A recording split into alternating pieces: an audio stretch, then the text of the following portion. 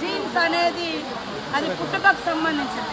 అంటే ఈయనతోటి బీఆర్ఎస్లో తెలంగాణ వస్తే కొత్త సాంప్రదాయాలు కొత్త విధానాలని చెప్పి వచ్చిన తెల్లారే టీడీపీలో ఉన్నటువంటి వాళ్ళను కాంగ్రెస్లో ఉన్నటువంటి వాళ్ళను జైన్ చేసుకున్నప్పుడు వాళ్ళు ఏ జైన్స్ అనుకున్నవయ్యా నేను అడుగుతున్నా.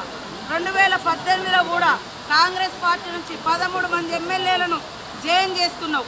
ఇవాళ వాళ్ళ పార్టీ నుంచి రాగానే ఇవాళ రకరకాలు మాట్లాడుతున్నారు. ఫస్ట్ నీ పార్టీలో జైన్ చేసుకున్నటువంటి వాళ్ళకు ఏ జీన్స్ ఉన్నాయని నువ్వు జైన్ చేసుకున్నావు. నీకు చిత్తశుద్ధి ఉంటే ఇవాళ కోర్టులో పోయి కొట్లాడుతున్నావు కదా, మరి ఆ రోజు వెంటనే తీసుకొని మంత్రులుగా కూడా చేసారు. ఏది నీ నీతి అంటున్నా కేటీఆర్, నీ నీతి నీ రీతి ఏదయ్యా?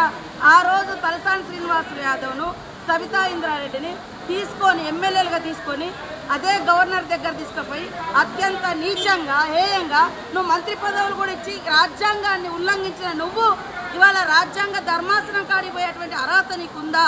ఫస్ట్ ఇప్పటికైనా నేను సవాల్ చేస్తున్నా.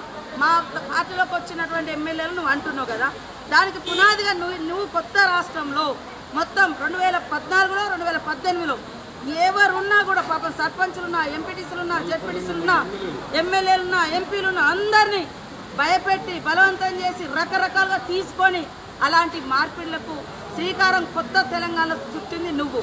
నీకు రాజ్యాంగం మీద గౌరవం ఉంది.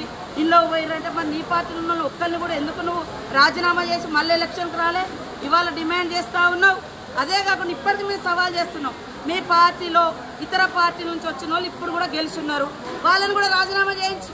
ఆ రోజు మా పార్టీ నుంచి వచ్చిన వాళ్ళు సబితా ఇంద్రారెడ్డి కానీ, సుధీర్ రెడ్డి కానీ, లేకుంటే ఇతర టీడీపీ నుంచి వచ్చిన తలసాని శ్రీనివాస్ యాదవ్ కానీ, మళ్ళీ ఇప్పుడు ఎమ్మెల్యేలు ఉన్నారు కదా, ఆ రోజు వాళ్ళు రాజీనామా చేయకుండా మీ పార్టీలకు వచ్చారు కదా, మీ పార్టీలకు ఈరోజు రాజీనామా చేయించి అప్పుడు మా దాంట్లోకి వచ్చిన వాళ్ళు అడిగితే జనం హర్షిస్తారు. కానీ నీకో నీతి మందికో నీతి అనడం ఇది ఎవరు కూడా హర్షించరు.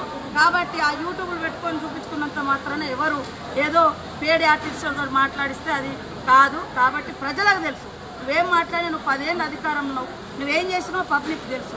కాబట్టి అది మర్చిపోయి ఇతరులను ప్రశ్నించే నైతిక అర్హత నీకు లేదు.